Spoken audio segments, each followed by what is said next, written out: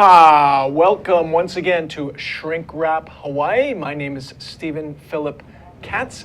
I'm a marriage and family therapist, and each week I have fascinating guests, but I don't think any has been more fascinating than my friend today. His name is Mark Turansky, and we're going to find out. Welcome aboard. Yeah. I don't know about the fascinating, but we'll try the best we can. It'll be fun. This is, I usually start because I'm curious, and where are you from, Mark? I actually grew up on the mainland. That's big. Very Narrow it big down a little. place, yeah. I grew up in California, I guess some of my formative years. My dad moved around a lot, so we... He was wanted, or what? Yeah, he was just restless. Okay. It's always the better job, right? And so... and that kept us moving around to the grass was always greener kind of a thing. But he just was that way.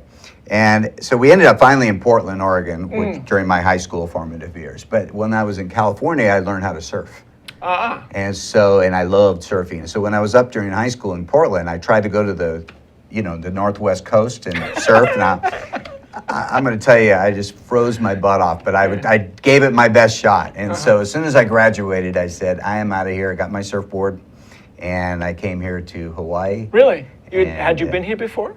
I had not been here before. Just like that, boom, the surf is up, I'm going? Kind of. Really what happened was I told I graduated, said to my parents, I'm going to go back down to California. I don't want to live up here. I want to go to California. Well, my dad says, well, why don't you go to school in Hawaii? Oh, really? And I said, Hawaii, are you kidding? Well, my parents were talking about moving here. And they didn't tell us. And so anyway, I came here to go to college and flunked the first 2 years because I was doing surfing 101. And after a year, my folks moved out here. And so, yeah. So when they moved out here, did you have to go back and live with them? I got to go back and live. Back then, I was 19 years old. I got to tell you, I was living in my car.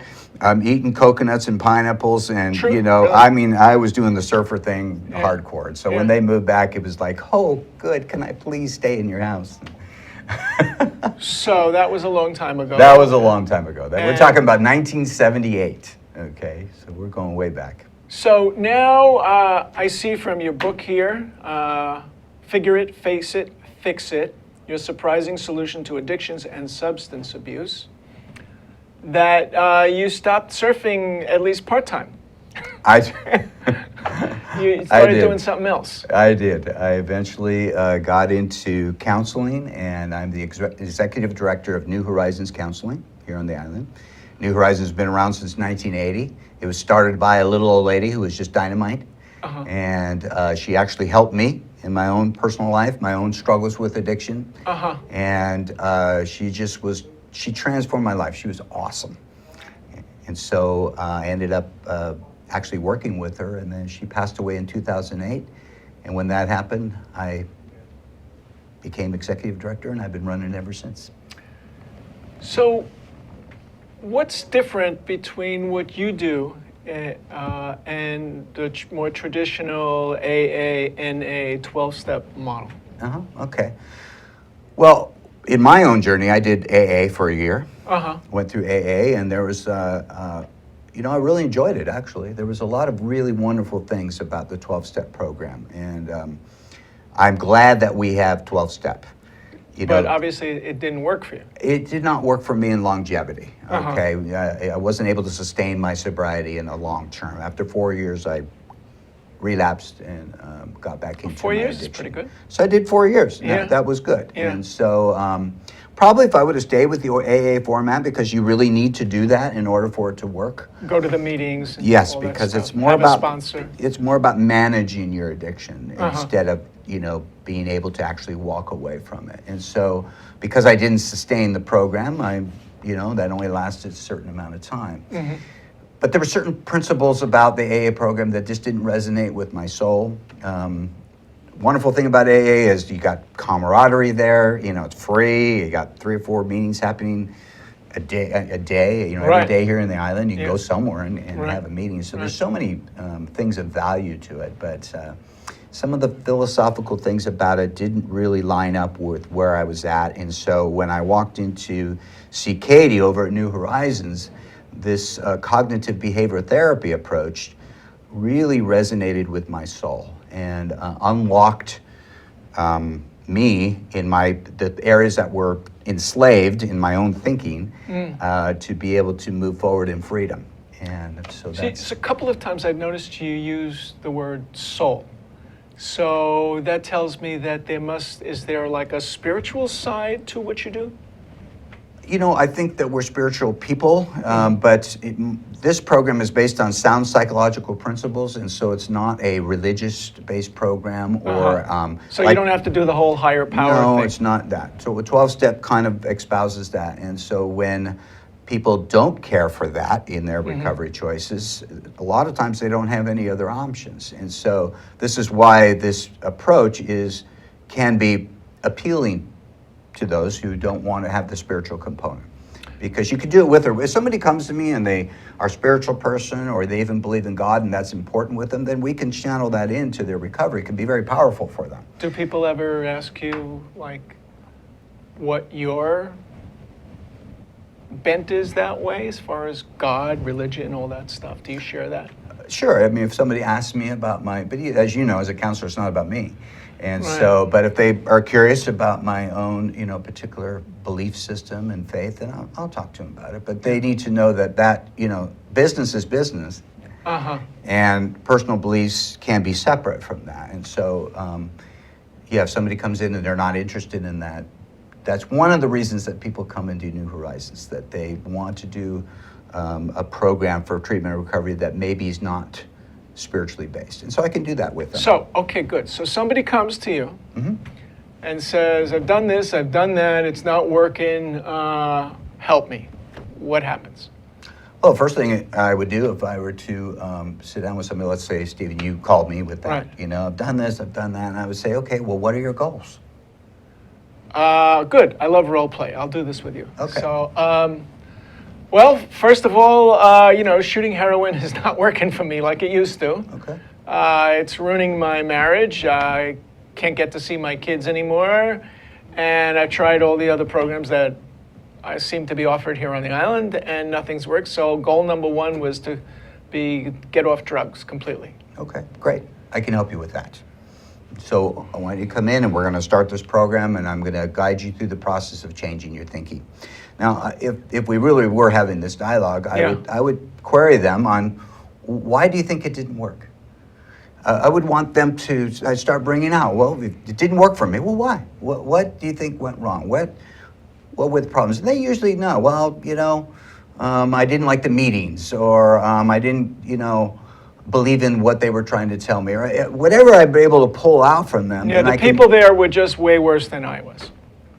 Well, okay, but it doesn't matter about them. It matters about you. Right. So it really doesn't matter about anybody else's recovery journey. I'm talking to you right now, and it sounds like you're in a place that you're ready to make some changes. I mean, if you've lost your job and you're losing your family and you're unhappy, that sounds like what you'd like to be is happy. I'm living out of my car. Yeah, and and then also I'd really I would empathize with them and tell them my own story. That I did 20 years of drugs and alcohol, and I understand that desperate feeling, that helpless feeling. What was the turning point for you? I think the turning point for me, is it's always the same thing. It's always unhappiness, is it not? As long as things are fun, I'm not making any changes. But you must have been unhappy for a while during the 20 years. Absolutely, and I would wake up every day and self-loathe. And what I mean by that, I look in the mirror and say, I'm so much better than this. I'm not living up to my potential. I'm a hypocrite. I'm not practicing, what I know is best for me. I'm tearing down my finances. I'm lacking integrity. I mean, I knew that I was selling myself out. And for a while there, you'll kind of drink it away, or you'll just, not deal with it. But after a while, it just wears on you, like, a low level. So you think stress. it was an accumulation of all that time, not any one particular. You didn't find yourself sleeping in the gutter one day and say, "That's my low point. That's my bottom. I'm gonna get clean." Some things happened to me that I guess what happened to me. If I look back, and I remember I used to race cars. Okay. So you like living on the edge. I love living on the edge. I like motorcycles, racing cars, stuff like that. So I had this four-wheel drive truck, big old full-size Bronco. that I had it worked on in the shop, and they put a brand new engine in, and I mean, it was killer. And the shop was right next to the pineapple fields way out in central Oahu. And so I had been drinking, and I took the mechanic and a couple of his friends. I said, let's go out into the pineapple fields, because I dirt track raced. That's what I did. Okay, so I knew an area out there that was about the size of a quarter-mile dirt track, and I went out there and I started throwing that big full-size Bronco sideways around these, drifting around these pineapple fields, and I was, had a buzz, and anyway, I ended up launching that thing in the pineapple fields and rolling it. Whoa. And thank God nobody got hurt. Wow. But that was like the wake-up call for me. And then that was when I made the call to Katie at New Horizons and said, I need to come in. Two things. One was that, and the second thing is my wife found my hidden stash of tequila. And that happened. So you couldn't bang, drink it away. Bang, yeah. I mean, in the same weekend, and so that was it. That was it. And I made the phone call, and it was hard. That first phone call was really hard to make, and I was embarrassed, and I was fearful about what was going to happen. And then when I actually went and saw her, she was so gracious. I remember sitting on her couch and crying like a baby. I mean, it was very, very emotional. So when somebody comes in and has that same kind of experience, I absolutely empathetically understand where they're coming from. So, okay, so now that's me. I'm in your shoes that you were 20 years ago. Yeah. And I say, all right, your program sounds good. Sign me up. What do I do?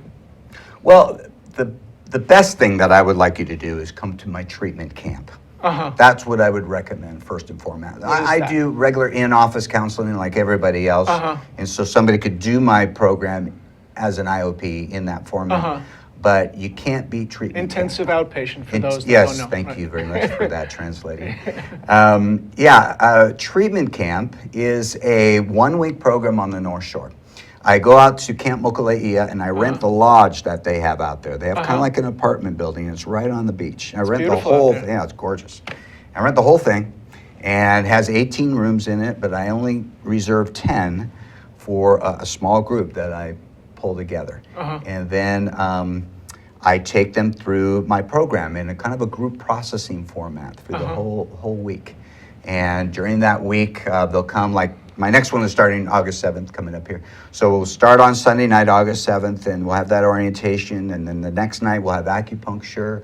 All day long we'll be doing, the program based on my book, based on the cognitive behavioral therapy principles for how to change the way you think. By the way, for CBT, Right. cognitive behavioral therapy, maybe one way to describe that is if I change the way I think, I'll change the way I feel. And if I change the way I feel, I'll change the way I behave. And we have to change something right now. We're going to a break, and we'll be right back with my guest, Mark Turansky. Don't touch the mouse. Aloha, my name is Josh Green. I serve as senator from the Big Island on the Kona side, and I'm also an emergency room physician. My program here on Think Tech is called Healthcare in Hawaii. I'll have guests that should be interesting to you twice a month. We'll talk about issues that range from mental health care to drug addiction to our healthcare system and any challenges that we face here in Hawaii. We hope you'll join us. Again, thanks for supporting Think Tech. Hi, my name is Kim Lau, and I'm the host of Hawaii Rising. You can watch me live every other Monday at 4 p.m. Aloha! Aloha, my name is Richard Emery, and I host Condo Insider. We talk about issues facing the condo association throughout Hawaii and talk about solutions. When you think about it, about 1/3 of our population lives in some form of common interest real estate. We broadcast every Thursday at 3 p.m. Please tune in and thank you. Aloha. Welcome back to Shrink Wrap Hawaii with my guest, Mark Turansky. Mark, so we're at the camp. We're at the camp. We're doing cognitive behavioral therapy. Absolutely. And we do some group work, and then what happens? Group work every day, and then by the evening, everybody's exhausted, so I try to do a variety of different things that are fun, but also healing. We'll have an acupuncturist come up. We've got a massage therapist that's going to come up and nice. help with the healing with people this time around. A couple nights we have movie nights. I see some select movies that are Hollywood blockbusters, but they have a message to them. And so and they tie in with the curriculum that I'm using. So it's a fun way to, visually learn but also bond and have popcorn and stuff like that as a group. The group totally bonds while we're up there. When we're done with this, nobody wants to go home. Wow. And myself included.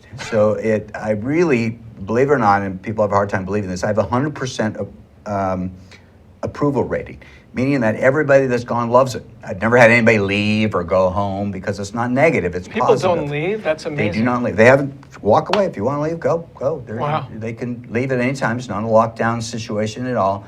But as soon as they catch my vibe and they get the energy of it, nobody wants to. It's fun. It actually is fun. This must have a lot to do with your screening process. Because, like you were doing with me, you Yes. put it on me. That's absolutely Like, correct. what's wrong with my life right now? Why aren't I happy? And so it's all, you get me to say that I want to do it. You're not telling me, yeah, you need to do this. That's the biggest key. So today I get a call from a prospective client. No, actually from a doctor here on the island who's going to refer a client. And so she asked me, so what is the, what is going to be required for them to be in the program? I said, just have them call. If they want to be in it, then they're in. That's it. It sounds very simple, but I don't want anybody up there that doesn't want to be up there. And so I go through a personal screening of every individual, and I try to, along with them, assess their motivation. Do you ever say to somebody, I don't think you're ready? Yeah, people. Here's a typical call where I try to nicely turn them away. Somebody will say, "I've got to do a program." I've got to do a program. I've got to do a program. Ding! Already a yellow light goes up in my, and I say, "Okay, well, fantastic. Why do you have to do a program?" Well, the court is telling me to do a program, and so I have to do a program. I said, okay, well, I'm not, I'll work with you, but do you have a problem? I said, oh, no, I don't have a problem. And I say, okay, well, I don't have a program for people who don't have a problem. There are other wonderful programs on this island who meet the needs of people who don't have problems. And who have to check off the thing for the court. Exactly, and I'm not one of them. And so What if they call and say, my wife thinks I have a problem? I say, well, then it's not your program, and unless it's your program, it's not going to work for you. And so... is it co-ed, by the way? Oh yeah. Guys and girls come up. Yeah, everybody's got their own private room facing the beach. They got their own private bathroom. Wow. The food's really, really good. So it's not free? It's not free, but it's also reasonable. New Horizons is a nonprofit, and we try to keep the price in a real reasonable fashion so people can afford it. And so it's... So it sounds great. Nobody leaves. You bond. It sounds like, summer camp almost. It kind of has that feel to it, to tell you the truth. Yeah. But the last night we've got this obstacle course, this blindfold obstacle course where they have to work together. Okay, that's a real cool thing. And then after that, we go and have a campfire where we do affirmations at a campfire. Now, is that summer camp or what? What's the having to work together part about? This is a very good question because addiction isolates. And so whenever somebody comes in and they are struggling with addiction, I know that they have taken themselves out of their community and that they've been very independent over here because they have to. In order to sustain their addictive ways, they've got to separate from those that they Nobody's love. Nobody's going to go buy my drugs for me. Well, that and I don't want anybody to know that I'm using or to the secret. extent that I'm using. And so I stay home a lot or I don't go out. I kind of keep distant from the family. I'm hiding. I'm doing a lot of cloak and dagger stuff. A lot of guilt and shame. And so the opposite of addiction is not sobriety. The opposite of addiction is human connection. And so one of the things that the first few days, we're going to go through the curriculum in my book and the CBT process, but we don't end there. Then I go into a huge emotional intelligence couple days of helping them to understand themselves and others and helping them to understand the importance of connecting with those that they love and being in quality relationships. And in order for us to do that, they've got to experience it at camp. And so this is why the camp experience with the bonding of the group is so powerful, because for many people, they've been starved relationally because of this, independence. They've been living life in a phone booth, so to speak, with them and their drug, and cutting themselves off of what we need to sustain them ourselves, and that is human love, human nurture, human connection. And Okay, so this big part. segues me right to the other part of what you do professionally. When you're talking about human connection, you do this thing that you call Marriage 911. Do I have that right? That is correct. Marriage 911 weekend retreats for couples. Which is separate from the addiction thing. It is separate from the addiction thing. So, Marriage 911. This is where another place on the North Shore now. I have another vacation rental that I use. It's just beautiful home with Koa furniture. It's really upscale. And there's 3 rooms. And so I bring in 2 couples, and they each get their own room and their own bathroom.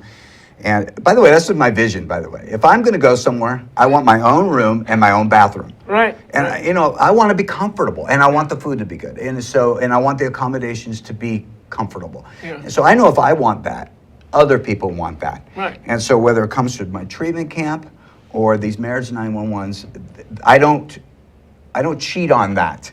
So for instance, back to the treatment camp, right? I rent this whole lodge. It's got 18 rooms. I could put 2 people in a room.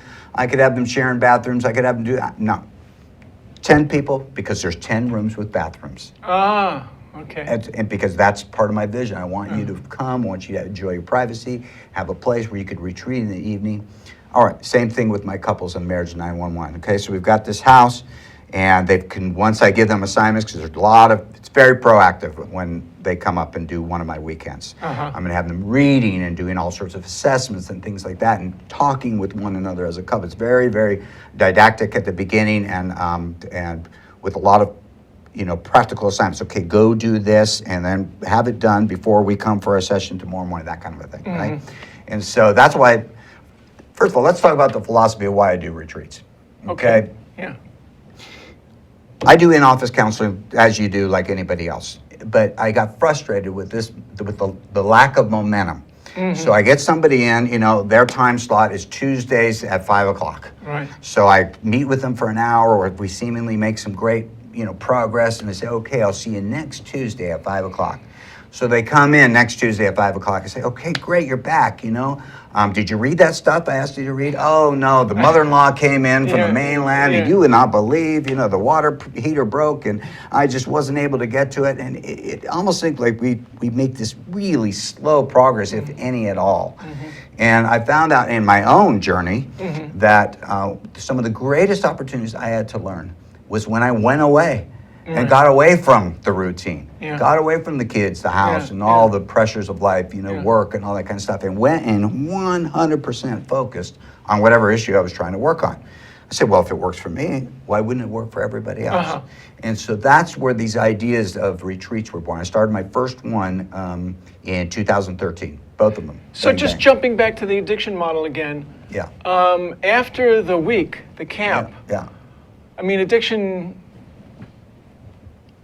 What happens after that? After the week? Good question.